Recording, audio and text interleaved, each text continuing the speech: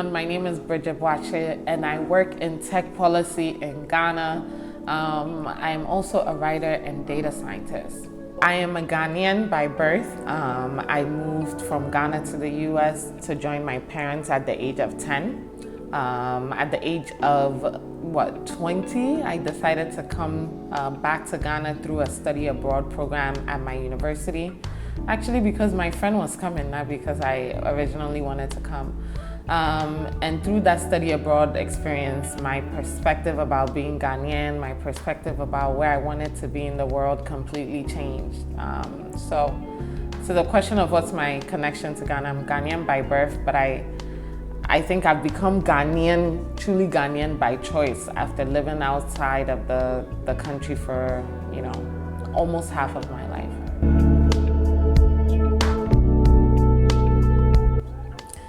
Yeah, so what inspired my move to Ghana, as I shared in the previous response, was my study abroad program. When I came back to Ghana my first time through a school program, because I wasn't with my parents, and traditionally when you come back home with your parents, you're very restricted in your movements and what you can do, where you can go. But because I came through study abroad, I had the opportunity to really explore the country for what it was without any kind of hesitation or apprehension that I think may have come about if I came with family. So I fell in love with Ghana that first time. And about 5 years later, I decided to come and see Ghana for myself outside of the program to learn specifically about the business ecosystem. At the time, I was on my way to business school in New York City, and I said, ultimately, I want to contribute my quota to Ghana's development.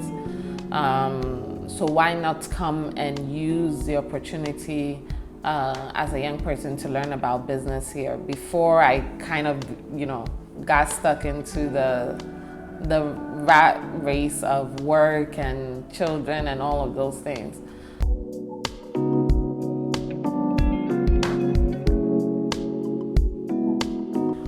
Okay, so my view of Ghana definitely changed after I started working here. I think when you come to Ghana as a tourist or as a returnee for vacation, it's a very different Ghana that you experience from the working Ghana, the everyday living Ghana.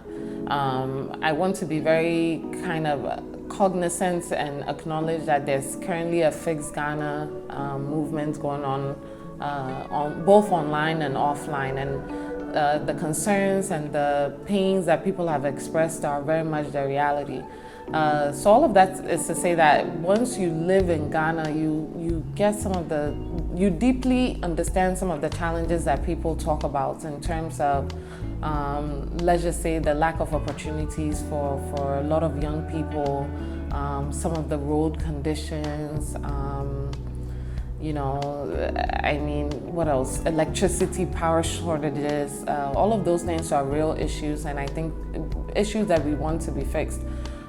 So yes, Ghana by day, by day-to-day living is very different than the Ghana from vacation, which we all love, which is beautiful. But I also want to say that, one of my favorite writers, why am I blanking out on his name? James Baldwin. James Baldwin says this about America. He says, because I love America so much, I reserve the right to critique it.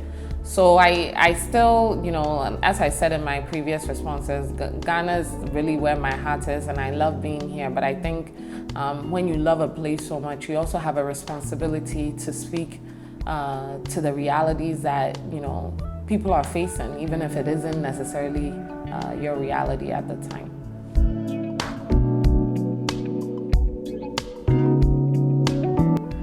Okay, so about preparing for the move, especially financially, that's a very important question. And I know this is premiering on Nana's channel, and Nana and I have done a lot of work to share our experience about moving and how to prepare.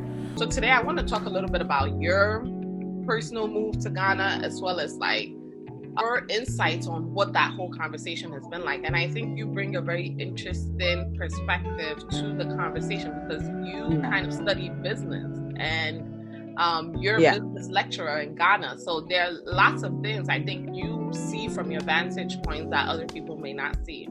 So to the question of how did I prepare for Ghana, I didn't prepare. That's why we've spent so much time putting together resources.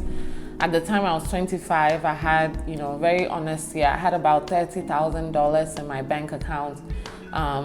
But because I didn't really have a plan, I didn't really, initially when I came at 25, it was to learn and to explore. It wasn't really a move per se. So I didn't have a plan for how I would use the money, how I would invest it.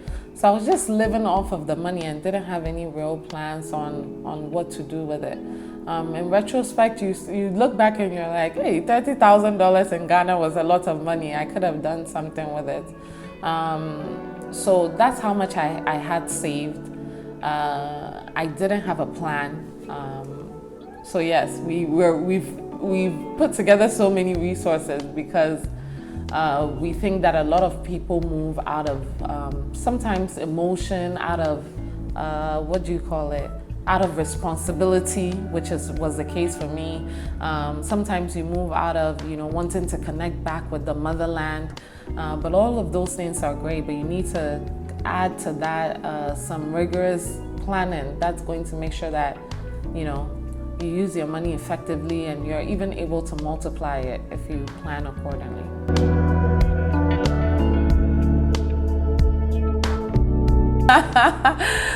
So this question is funny. Everyone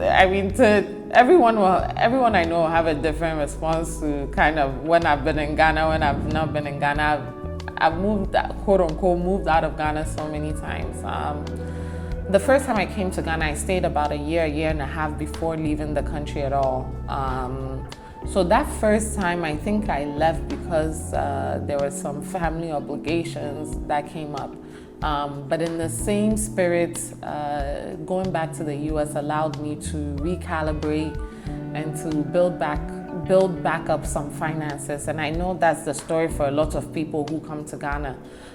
You come, you enjoy it, your eyes open. In the tree language, we say, like you start seeing clearly. So,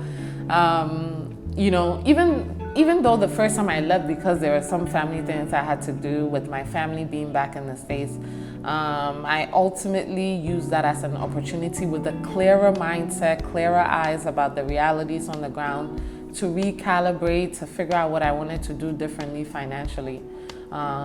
Since I left, I think that time I stayed maybe 6 months or so in the US, built back up some funds, felt more confident in what I wanted to do. Then I came back and then I went back to the US again, this time for almost a year. That time I went primarily for school, but it also was a time to recalibrate and reconfigure my plan for the country or in the country.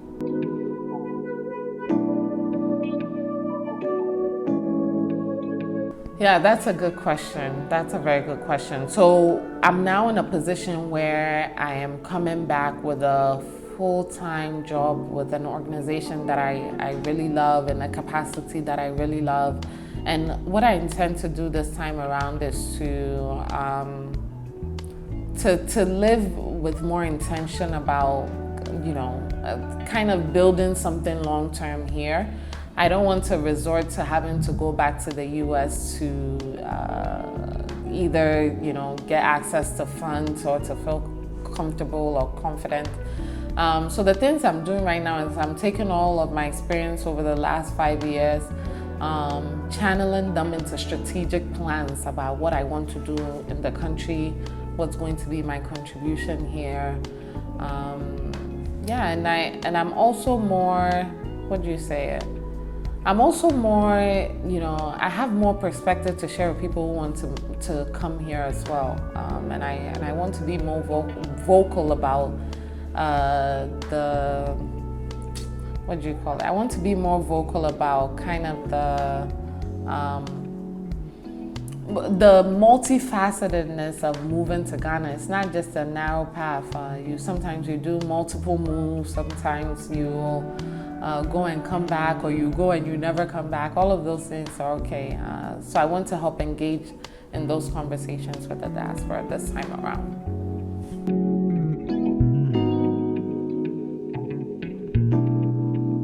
Yeah, Nana and I have said this so many times, but please plan. And sometimes you won't know what you need to plan for until you come down.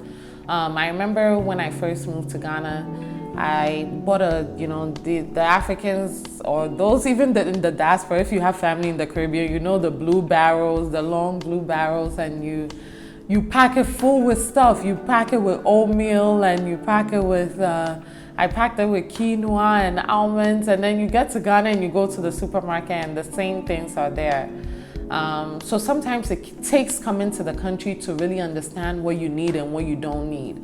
Ghana has developed rapidly since I came when I was 20. There's so much here that is also, whatever you have as access to in the States, I think they're largely here. So sometimes you have to take it incrementally. I think I would generally suggest that people, come to Ghana and spend maybe 3 months on the onset, or if it's just a month, kind of see the lay of the land, what you want to do, talk to people, and then perhaps go back and plan systematically. And then maybe the second time you come, you spend 6 months. And then you take that as an opportunity to go back and recalibrate. I know not everyone has that opportunity to kind of do it in those strategic chunks, right? But I think it's worth thinking about not rushing to make a permanent decision before you have enough information about how you want to live in Ghana. Nana and I and so many other people in the diaspora who are here now can share what it's like for us, but until you come down, you really won't know what it'll be like for you. So my advice for anyone who's coming down ultimately is to take it in small chunks, because it's not entirely an easy move to make. So take it in small chunks and give yourself grace to move through the system in very fluid ways as you need to. I will add this is very important. There's so many resources available. I think when I was moving 5 years ago, the first time I came, there were people who had moved, but there was not a direct effort by people, I think, my age and people who understood what I wanted to contribute, who were very vocal about what that can look like. There's so many resources. So Nana's YouTube channel, our website, boakye.com. We have so many resources, guides that are actually free on how to move to Ghana. Boakye Realty also has so many resources in terms of being able to find either investment properties or places for you to live. That has been already featured on Nana's channel. So please do check out all of those resources. Unlike when I moved 5 to 6 years ago, you don't have to do it by yourself this time. And I think you skip a lot of the heartache and the mismanagement of funds and losing money and all of that pain if you lean into the resources that people have available for you. So please do use those as well.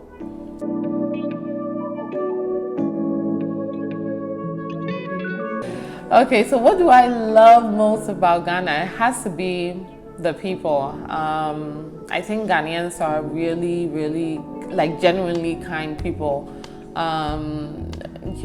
In my day-to-day interactions, I think maybe it's because of who I've learned to be, but when I'm good to people in this country, I know they reciprocate it and they go out of their way to be good to me. So I think my favorite thing would be the people.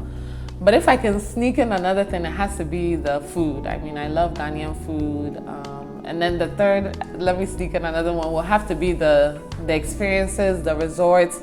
I think there are a lot of destinations here, and just within Ghana, I think you can see a breadth of places. It will feel like you travel to so many different countries when you travel across the regions, When you go to Volta region, you get a different feel. You go to Western region, you get a different feel. So it feels like you're traveling through so many different places when you're still within the country. So I really love that. Oh, the thing that I hate, hate is a strong word. But I definitely think that we have a long way to go in providing welfare for, I think, the average citizen. And there's so much we can do there. I mean, there's so much in that space that kind of, breaks my heart. I think when I see the young kids on the street, you feel compelled to give them something, especially when you're coming from the outside the first time, but then there's a whole, bag of issues that comes with those interactions. So I think the social welfare system here can definitely be strengthened if we have the resources to make living here easy for everyone. I don't want it to be Ghana for just people who have money or Ghana for just diaspora people when we come down. I want it to be Ghana for really everyone here. Anyone who wants to be here to be able to have the means to live the life that they want to live.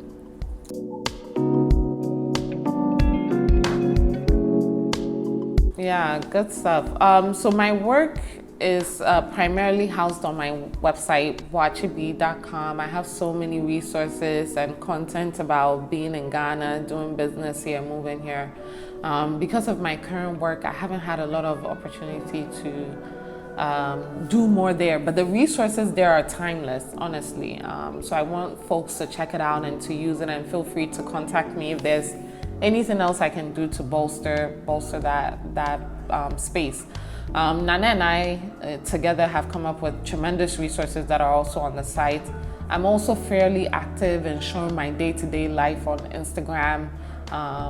And finally, I'm doing a lot of work in policy. So if you're interested in technology, you're interested in policy, please do get in touch with me via my website, and I'll be happy to chat some more about that. But thank you so much, Nana, for this platform. Really appreciate all of the work you're doing and really highlighting, I think, the honest reality of what it is to move to Ghana.